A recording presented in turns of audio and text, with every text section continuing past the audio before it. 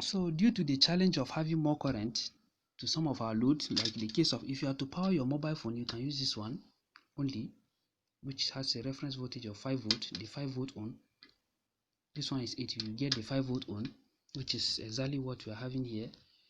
But if you want to power something that draws current, imagine you want to power this bulb. This is a car bulb. How do you use this one? It's not possible to use this one. Or this linear voltage regulator, as you are seeing, this is how it is. It's not possible to use it because you end up damaging it with so much heat. It will even power it because the current it supply is too low.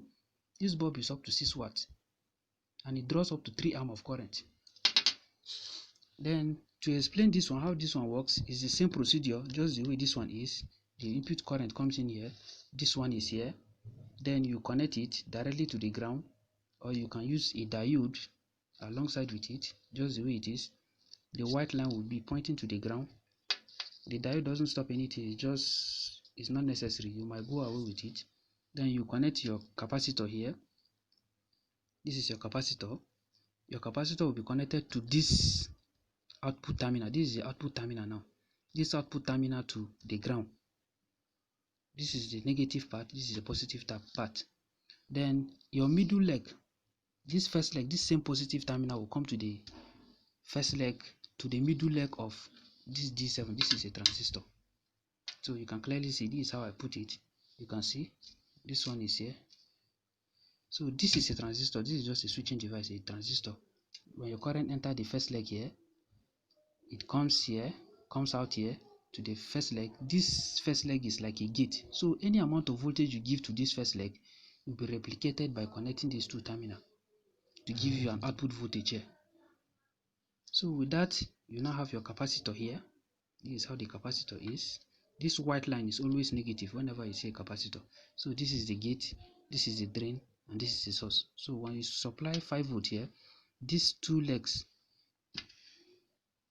will do as if you put a jumper wire that will provide the exact amount of 5 volt out to this place.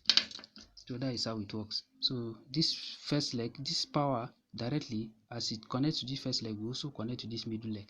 You have your capacitor here in between and the capacitor here, two capacitors, one here, and you have two capacitors. This one is here, then there is another one with a lower microfarad here, then the one with the higher microfarad, which is 25 volt up to 1000 UF, because you are giving a large amount of current. So this is the capacitor here, two capacitors, this is it, this is it. So with this, I think I have clearly make it clearly. So this one will give you some amount of current, this one will give you a high amount of current to power devices that consume a lot of power. You can use this one inside an inverter. If you want to construct an inverter that draws small amount of current, you can use this one, but you can't use this one because this one has very small amount of current, because inverters draws a lot of current. So you can use this one to regulate the voltage, so that the more the current is coming in, maybe from a solar panel, the more it will manage it. Then you connect it to a heat sink.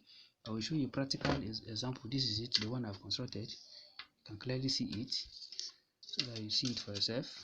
There's nothing hidden anywhere. We will test it now.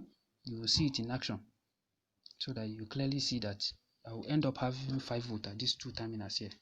Then my input to the car to battery of 12 volt battery will be connected here.